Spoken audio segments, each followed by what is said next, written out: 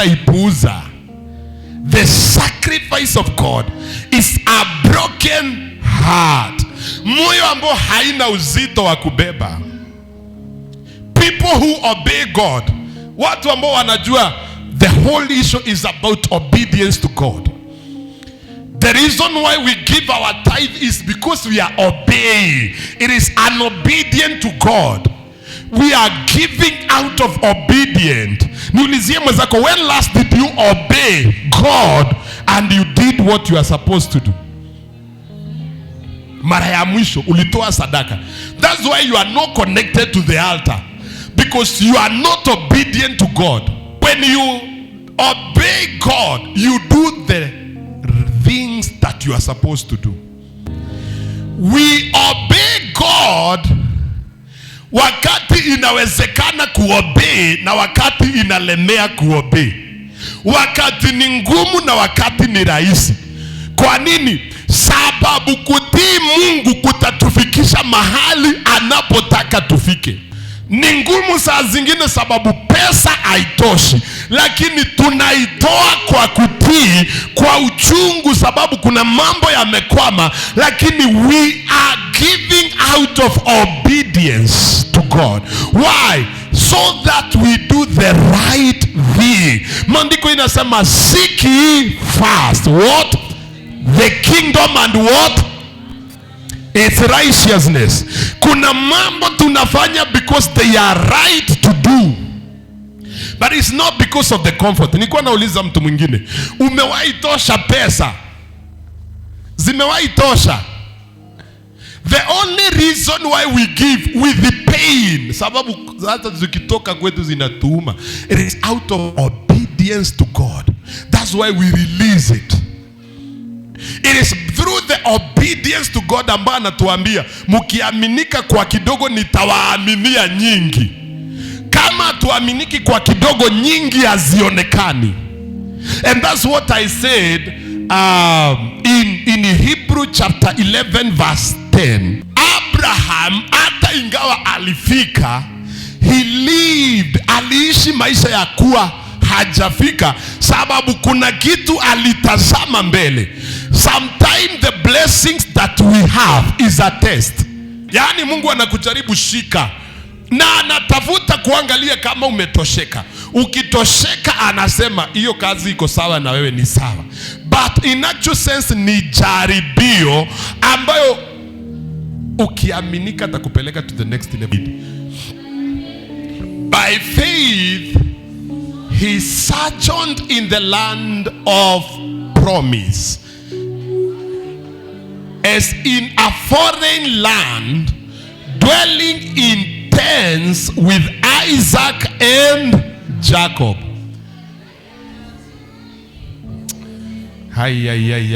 Wait a minute. Tunaongea kuhusu Abraham. Rudi hapo nyuma. Maandiko inasema Abraham alikaa katika nchi ya ahadi. In other words, Mungu alimfikisha wapi? Kanaani. Praise the living God. Mungu alimfikisha katika nchi ya ahadi na akaiona, lakini alikaa katika hema pamoja na Isaka, lakini walikaa kama wageni. Kwa nini? Ingawa Mungu aliwapromise hapo, yeye Abraham alikuwa anaona zaidi ya hapo. Anaona nchi ambayo Mungu amejenga. Nataka niwaambie kuna vitu Mungu amewatengenezea na mikono yake ziko mbele yenu. Praise the living God. Kuna maisha Mungu ametayarisha yako mbele yenu. Hebu soma na mimi the next verse. Inasemaje? Kwa kuwa alitazamia for a city which has foundation, whose builder and maker is God. We obey sababu tunataka kufika hapa. Hii nchi ndio tunataka kwenda. That's why we obey. Sacrifice number 2. In the book of Hebrew chapter 13 verse 10. It is the sacrifice of praise. It is the sacrifice of thanksgiving. It is the sacrifice ya kuambia Mungu asante. Soma pamoja na mimi, nasema nini? We have what? To God continually, that is the fruit of our lips, giving thanks to his. The reason why tunakutana hapa kila Sunday ni ili tutoe hii ibada. We want to give this sacrifice. Ile Sunday haukukuja haukutoa sadaka. Can you tell someone, Sunday ulikuwa wapi? Sadaka haikufika. How comes uongi? Wakristo ndio tu watu hawako serious na hii sadaka.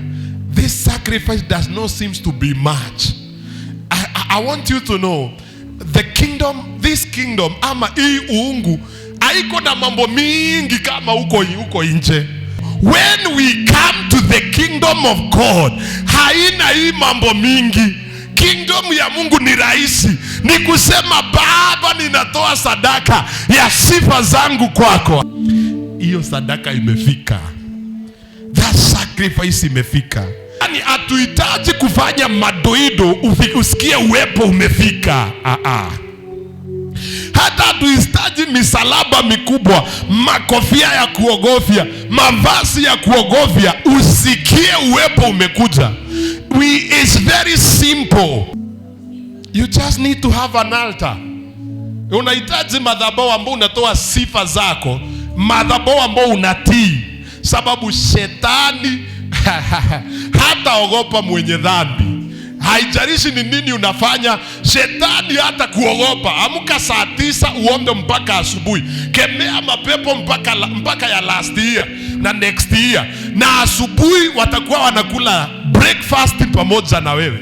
Hiyo mapepo, because haiogopi maombi, haiogopi vitu mingi, inaogopa utakatifu na sadaka ya pili ya sifa. Mtu ambaye anaamka anasema wewe ni Mungu zaidi ya vyote, sina chakula lakini heshimiwa na utukuzwe, sadaka yake ni sifa. Maandiko inasema in the book of 2 Chronicles chapter 20 verse 20, inasema na Jehoshafati akawaambia waamini watumishi wa Mungu na mtanawiri. Watumishi wakasimama wakasema, saa hii Mungu anasema vita sio yenu, hamutapigana, peleka praise and worship. Praise and worship. Wakaenda hapo mbele na wakaongoza majemendari wanajeshi wa vita wakiwa na mashete, lakini wako nyuma, mutakatifu, mutakatifu, mutakatifu. Wachawi wakaanguka, sababu sadaka inayohitajika kwa madhabahu, uwepo wa Mungu ukuje. It was very simple. Praise. Watu wanaenda hapo mbele ya Mungu kupraise. Can you turn to somebody and tell him, niko hapa kupraise. I am here to tell him thank you. Nitakuja Sunday kumwambia asante. Nitakuja Wednesday kuambia Mungu asante. Nitaenda kila mahali kuambia Mungu asante. I will give the sacrifice in the altars of God, the sacrifice of praise. Sadaka ya sifa, sadaka ya heshima. I just want to tell him thank you, because nilikuwa natamani kufika kwa madhabahu nimwambie Mungu unastahili, unastahili, pokea sifa zote. And this I can do it and do it and do it. Nifanye na nifanye na nifanye. Nikimwambia Baba ni sawa tu. I'm here to praise you. The sacrifice of praise. Hallelujah. Na usifikirie haina gharama. Hii sadaka usifikirie haina gharama. Ndio maana umelipa tikiti kukuja. That's why you paid to come. Hiyo ni sadaka umekuja kumtolea Mungu. Daudi akasema, na sitamtolea Mungu sadaka sadaka ambayo haina gharama. Alipoenda kuchukua vitu zilizohitajika kwa mtumishi mwingine, huyo mwingine akamwambia, kulingana na vile na kuheshimu Daudi, kulingana na vile na recognize my king, na unataka hizi vitu utolee Mungu, ninakupea bure, chukua uende utolee Mungu. Daudi akamwangalia akamwambia, my friend, you are not understanding.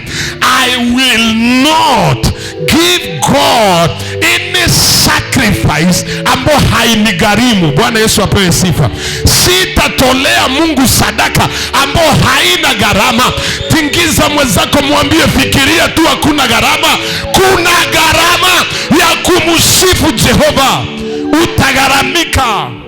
It doesn't matter gharama tutakayokuwa nayo, but we shall give God the sacrifice ambayo inatugharimu. Hallelujah. Sasa nikiwa hapa nasikia nikiwa na amani. Wakati watu walipata miujiza ilifanyika. Mnakumbuka mama tulikuwa tunamwombea hapo, akisema sijui pesa zake zilikwama. Unajua pesa zilikuja. Pesa zilikuja. Hizo zilikwama. Nilikuwa nimemwambia na hakikisha ametoa fungu ya 10. Fungu ilipelekwa. As we talk now, fungu ilipelekwa. Lakini haikuwa ibada isiyokuwa na gharama. There was a sacrifice we paid. We paid. Watu walifunguliwa. Wengine walikuwa na majini na watesa walisaidika. Lakini kulikuwa na gharama. Tulifika Kilifi. Uliona watu ambao walipona Kilifi? Wengi. Watu wengi. Wakiambiwa ile gharama nilikuwa nimefanya, nifike nitoe hiyo ibada, hata hawezi amini.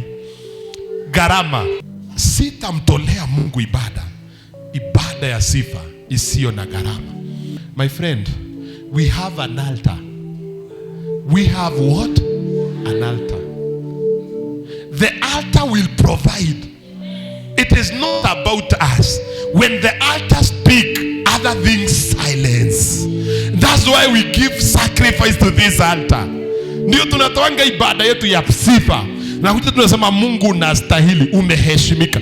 You are God. The sacrifice of fellowship. In the book of Acts chapter 2, I think from verse 40, the Bible says, and they gathered together. They gathered, walikutana, walikusanyika, they fellowshipped. In the book of Psalms, the Bible says, what a good thing when the brethren gather together. Bwana Yesu apewe sifa. Ni kama mafuta inaomwagika kwa kichwa ya Haruni inateremka katika ndevu zake. Wakati kumekuwa na ushirika. When the fellowship, actually the sacrifice of fellowship in the book of Leviticus chapter 3. Maandiko inazungumzia sadaka ya fellowship na inaitwa the peace offering. Sadaka ya amani. Wakati wa Kristo wamekusanyika pamoja. Hiyo gathering ya kukuja pamoja is a sacrifice that altar demands. Umoja ya wateule wakikusanyika. That's why every Sunday we gather. It is a fellowship ambao tunakuwa nayo, ni ushirika tunakuwa nayo. Hiyo ushirika inaleta amani, inaleta utulizo. The last sacrifice that you need to give, it is money. It is material things. It is your gold. Hallelujah. Ibada haikamiliki bila kutoa. Na hii ndio challenge ambao inakuwa mingi sana na Wakristo. Because watu wanataka kutajirika bila kutoa. Wanataka Mungu afanye na hawatoi. Madhabahu inawekwa nguvu na kutoa. As a matter of fact, nilikuwa naongea na mtu mwingine jana, nikamuuliza, sasa ikiwa umeenda kwa daktari wa kienyeji, ukaitishwa 30,000 utengenezewe kazi na ukatoa, hiyo madhabahu ni ya kuzimu, ni ya shetani. Ni madhabahu ambayo tunaita the Babylonian altars. Madhabahu ambayo inakusaidia kutajirika, kuwa na mali, na ni mingi sana those kind of altars. Umeenda kwa common, ile ambayo karibu kila mtu hapa ameenda, ni madhabahu ya diviners. You know, madhabahu ya diviner the divination spirit, ambao unaenda unaambiwa ili ni kuombee utajiriki upate hiyo kitu unataka, toa pesa kiwango fulani. Actually hata unapewa even the numbers, unaambiwa kiwango fulani. Why? You know, the divination is the spirit of Python.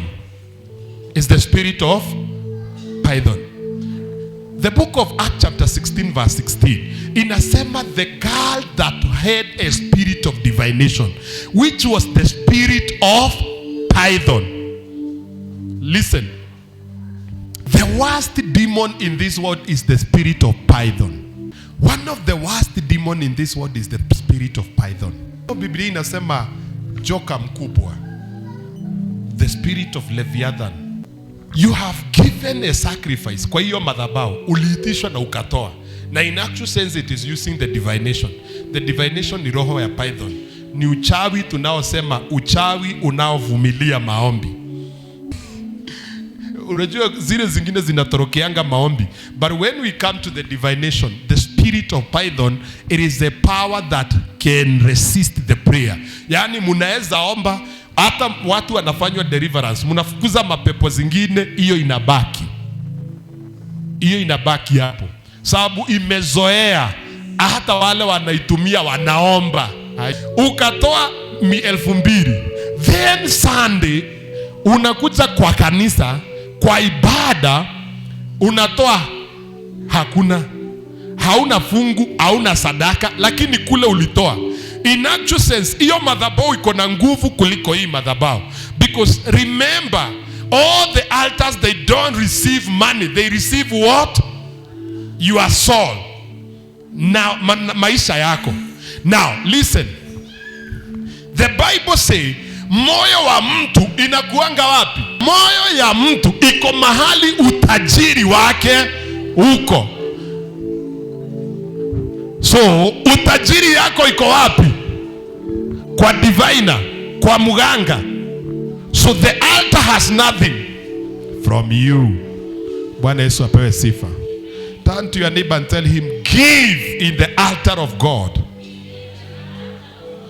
Psalms chapter 15 verse 4 through 5. The Bible says, nitafutie watu walioweka agano kupitia sadaka. 1, 2, 3, let's read. Gather to me these consecrated people who made covenant.